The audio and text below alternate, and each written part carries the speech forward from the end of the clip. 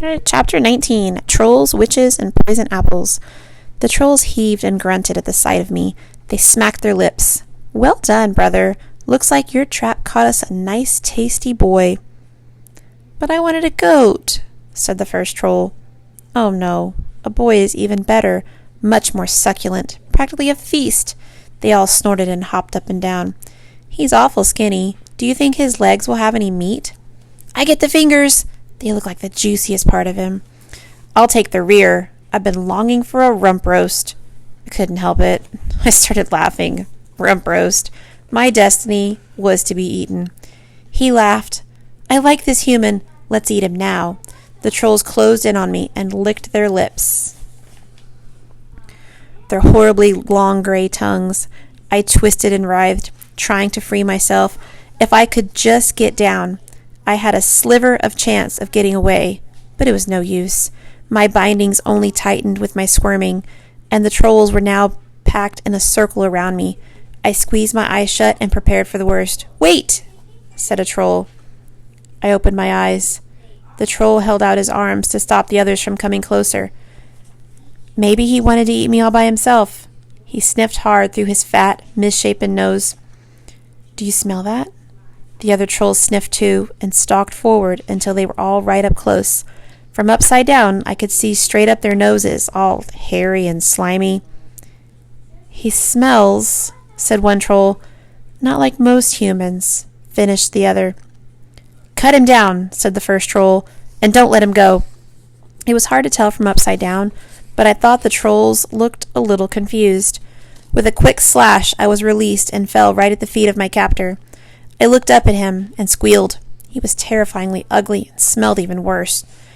Bring him over near the fire, he told the others. Mard will want to see this. The fire. They didn't want to eat me cold. The trolls dragged me through the trees like a dead rabbit. I couldn't speak or even move. Scared out of his senses, laughed one troll. We have that effect on humans. The trolls dragged my limp body farther into the trees. Oops. Until we reached a small clearing where there was a large fire and even more trolls sitting around it. They released me, and I scrambled to my hands and knees to search for a way to escape. But I was surrounded by smelly, ugly, man-eating trolls. A pot of some stinking brew was boiling over a fire. Maybe they intended to cook me in that. What's this? Said a girl troll. The only reason I thought she was a girl was because her voice was slightly higher and she had 2 long tangled braids. Otherwise, she looked the same as the rest. This boy tried to eat the apples, said the troll, dragging me. Of course he did, said the girl troll. But what did you bring him here for? Bork did it, said one. He said to not let him go. The first troll, the one they called Bork, reached down and lifted me up by the back of my shirt with one hand. I flailed my arms as I hung in the air. Smell him, Mard, said Bork. The girl troll bent down and sniffed a little. And then a lot. I held my breath so I wouldn't have to sniff her. Finally, her eyes widened and she looked up at Bork. Strange, said the girl troll. I guessed her name was Mard. I know, said Bork. I almost wished he had eaten one of those apples, just to see what would have happened. A few trolls growled at Bork. They all seemed to think he had said something really horrible. A few of the trolls closed in on me. Maybe they thought the apples would spoil the taste of their dinner. All this talk of food was making me hungry, and if I couldn't eat before I died, I'd like to die quickly. Could we get this over with, please? I said. The trolls looked at me, confused.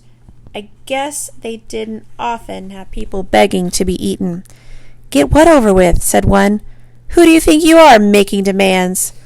Well, I've been through a lot, and I could use a break, so if you could just eat me fast. The trolls were all silent for a moment as they looked from each other to me and back to each other. Then they all started laughing, or I guess they were laughing. Their bodies were heaving like laughter, but the laughs sounded more like growls and howls and snorts. Bork suddenly released me, and I fell to the ground with a grunt. All my sore bones screamed at me. He's begging us to eat him, said a troll. We don't really want to eat you. What of you is there to eat? But, I started. Here. Mard, the girl troll, handed me a cup of what looked like steaming mud or something worse. You must be hungry, seeing as you were trying to eat those apples. Have some sludge. The sludge was greenish-brown and stank and moved. All the trolls were slurping it down like it was honey, but that made it even less appetizing. I looked down at the sludge and then back up at the trolls. You're not going to eat me?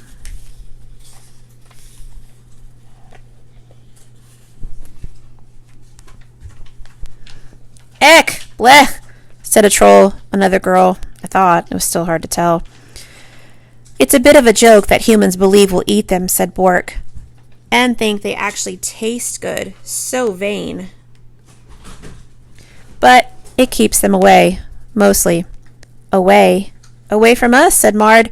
Humans are trouble, dressed up pretty, especially that greedy idiot King Bartholomew, or whatever his silly name is. What kind of trouble, I asked.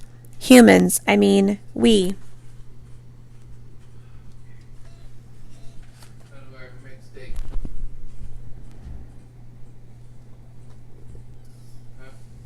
Always thought it was trolls who were trouble.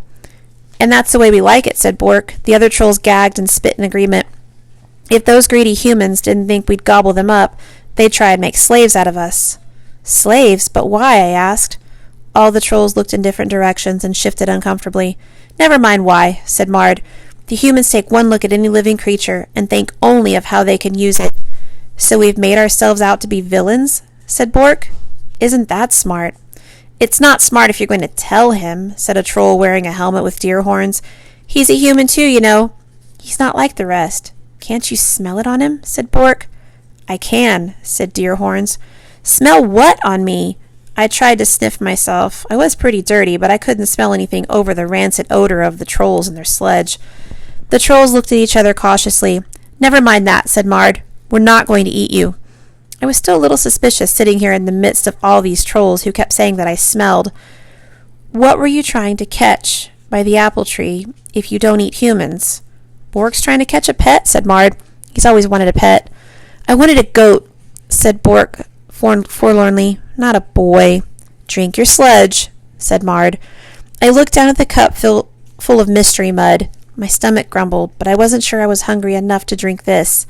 I wished I had the meat pie, which was back by the road with nothing. I thought about those red, juicy apples just sitting on the tree. Maybe trolls didn't like apples. Maybe they thought they tasted like mud, and mud tasted like sweet fruit. Maybe they didn't know humans would rather eat apples than mud. What's wrong with the apples? I asked. What's wrong with the apples? Said Deerhorn. Did you ever see an apple tree full of ripe apples this early in the year? I thought for a moment. Actually, I've never seen an apple tree at all. They don't grow on the mountain where I'm from. I've only seen apples off the tree. Well, that's no ordinary apple tree, said Mard.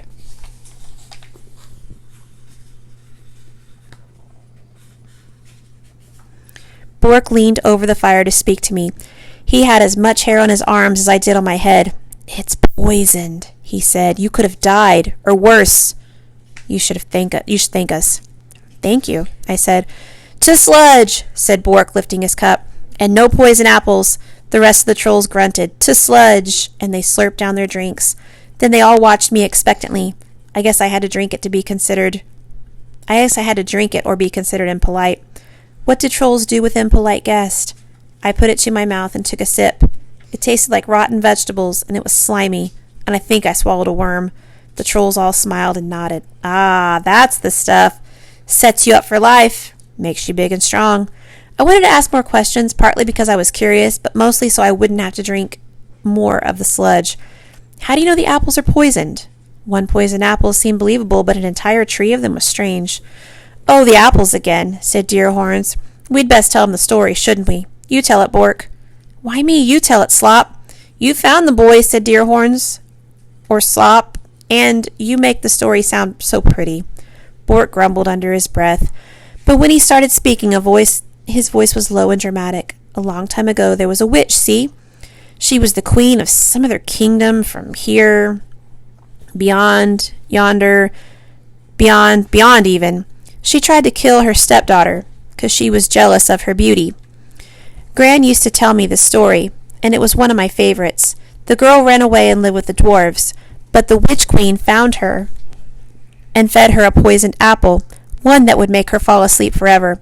But it didn't work because a prince woke her with true love's first kiss and all that, and she lived happily ever after with her prince.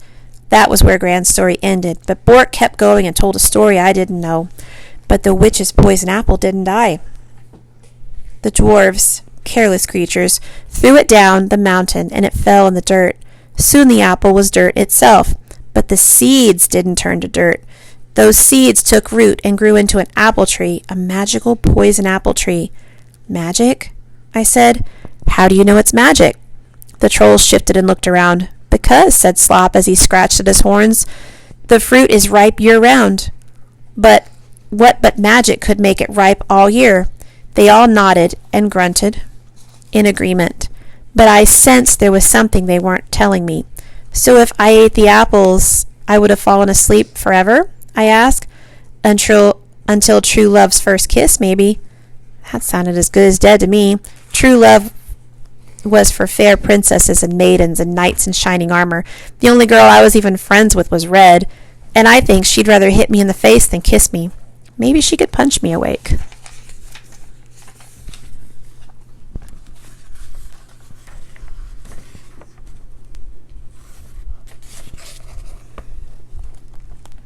Have you ever seen someone eat those apples? No, said Bork. Then how do you know they're poison?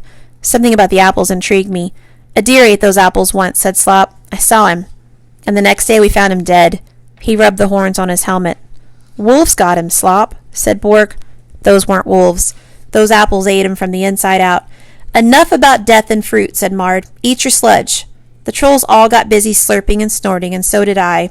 So I did my best to blend in by holding my cup to my lips.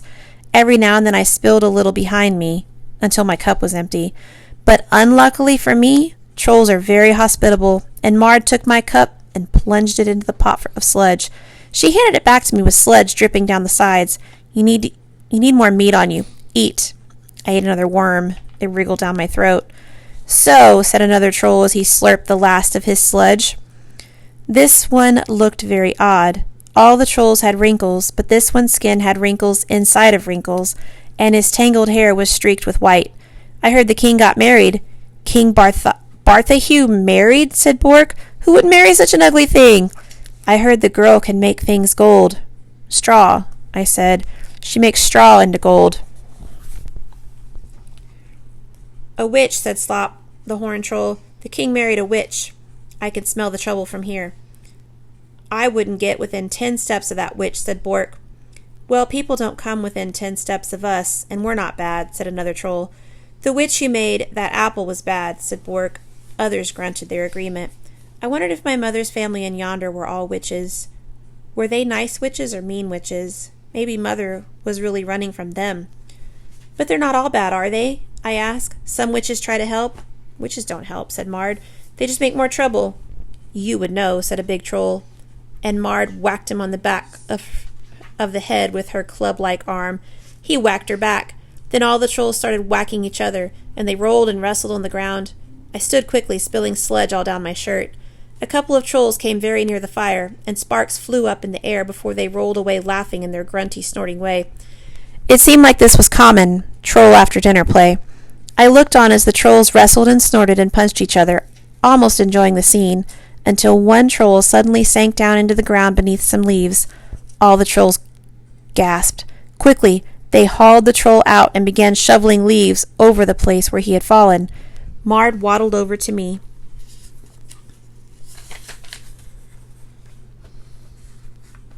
And tried to turn me around. But then another troll slipped on the edge. Soon the entire mass of leaves was scattered, revealing something the trolls did not want me to see. I broke away from Mard. Beneath the leaves was a hole, and in the hole was a huge stash of curious objects, a boot, a mirror, lots of little boxes and trinkets that looked like old and valuable, a coil of golden rope that looked oddly like hair, a shimmering cloak, and a golden harp. The harp was playing all by itself. All right.